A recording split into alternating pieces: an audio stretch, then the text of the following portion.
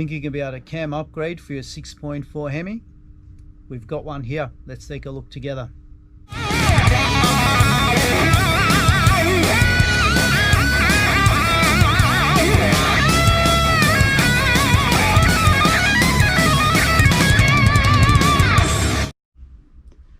It's a Chrysler 300 SRT, 2019 model.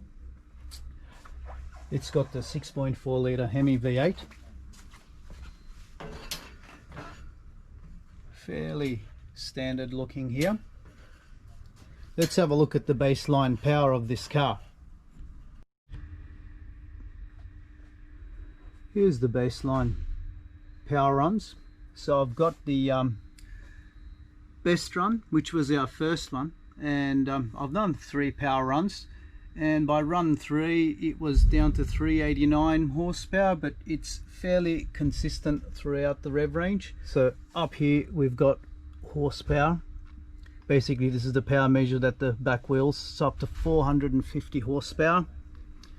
And across the bottom here I've got engine RPM, 2000 RPM there, about 7,000 on the graph there, but I'm finishing the runs just after 6,200 and starting the runs at about 2,400.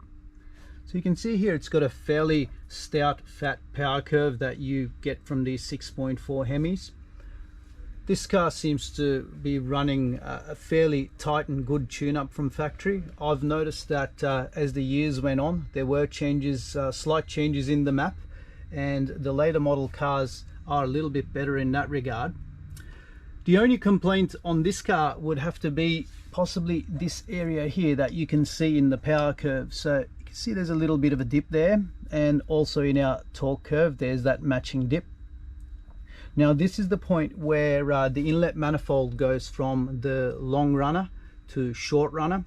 On these cars there's a variable inlet manifold, so basically what it does is optimizes the inlet runner length for engine RPM. At high RPM, short runners are needed, and at low RPM, longer runners give better torque and better power. So at midpoint in the rev range, the valve switches over from long to short runners. As far as mods, here's what's going on the car. So we've got 1 7/8" long tube headers, we've got high flow cats, and we've also got a stage 1 cam, and we've also got the upgraded Hellcat lifters. Just to see what each component does in terms of power, we wanted to fit the headers and the exhaust system first and give the car a run.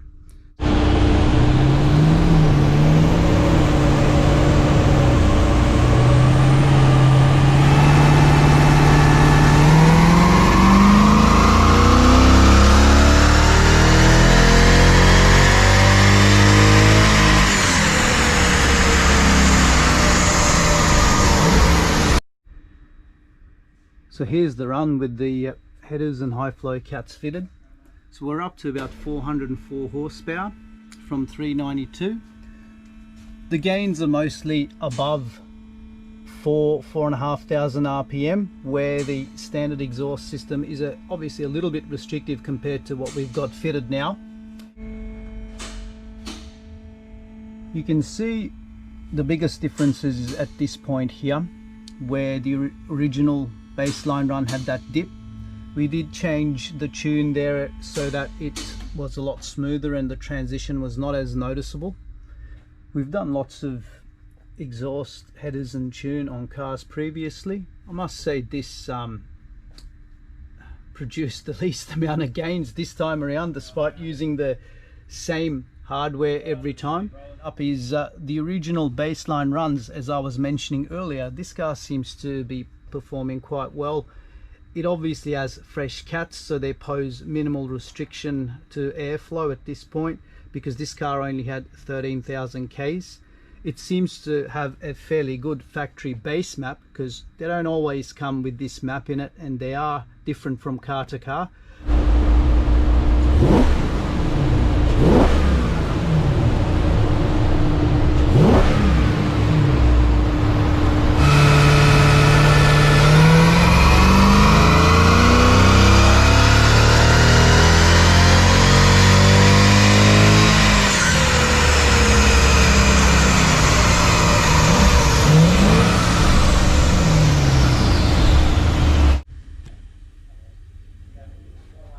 Okay, here's our round 3, here's our cam.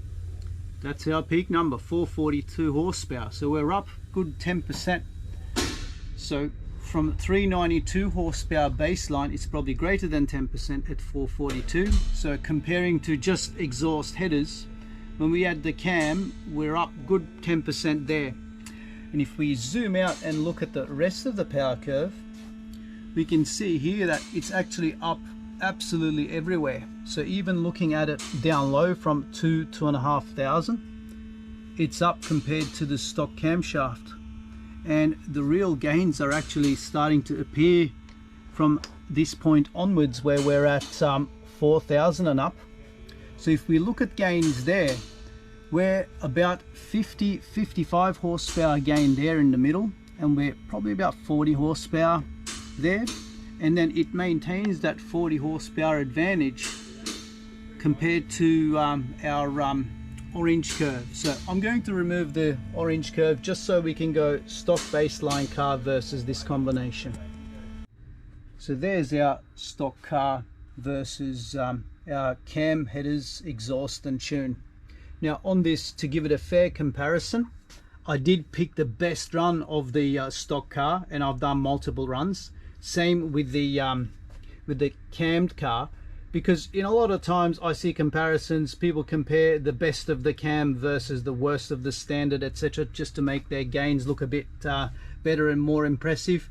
Well, in this case I don't see the point. I'm just going to tell it as it is and what the car has done. I've also put this little logo here, basically true and accurate figures. There's no snake oil in these readings and in the runs. So all I've got is actually room temperature correction, and I have no inlet air temp correction in the engine bay or the car, just to keep numbers as objective as possible. So looking at this, yep, the gains are actually quite impressive with this cam combination. And again, there's another reason why I'm quite a fan of this stage 1 combo. Looking at gains there, yeah, look, there's a real good 55-60 horsepower like we were talking. Torque is up everywhere. There's absolutely no loss, so there's no giveaway with this car, so there is no real compromise in terms of power. Hemi 6.4 is arguably the most powerful pushrod American engine we get in Australia. Now this engine, making the power it does have its drawbacks. It does require a bit more maintenance than your average engine. Ask yourselves this: if you were to have a 500 horsepower engine that you've built, would you service this engine every 12,000 Ks? I've never heard of anything like that. Typically an engine that's built around 500 horsepower that we've spent a lot of money on building, service intervals are a lot shorter than that. I know that's what the factory says, but in my opinion, that service scheduling and kilometers for servicing, it's not optimum. It's just the bare minimum that the car needs. In my opinion, we can't do it any harm if we were to give it more frequent service intervals. Here's another thought on the service intervals. They are the same whether you've got the garden variety V6 or whether you've got the high performance 6.4 Hemi. I can't see this 6.4 high performance engine with nearly 500 horsepower being the same service intervals as your garden variety V6. Hemi engine is quite hard on the lifters. They will require replacing, or they will expire before the rest of the engine.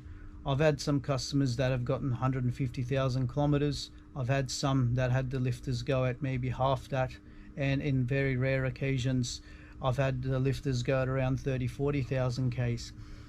So one option while replacing the lifters is actually replacing the camshaft for something like this. The price difference, we're probably looking at another 3,000 or so in labor, in tuning and buying the camshaft to do this. So it may be something for you if you're looking at just the replacement cam over factory, and if you don't want something really wild, because as we can see in the output and the power graphs, this combination is performing really well, so it'd make a great daily driver with more torque and power everywhere.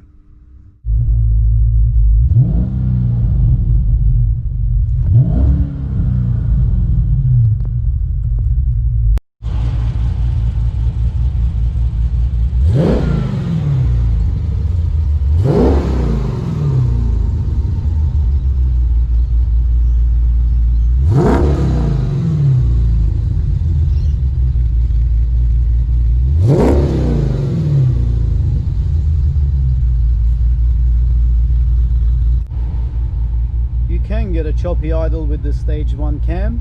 Obviously it's not as aggressive as stage 2 or 3, but it's still pretty good. Here's the choppy idle, and just so that it doesn't shake the car around too much, you can turn it off anytime. Smooth idle please.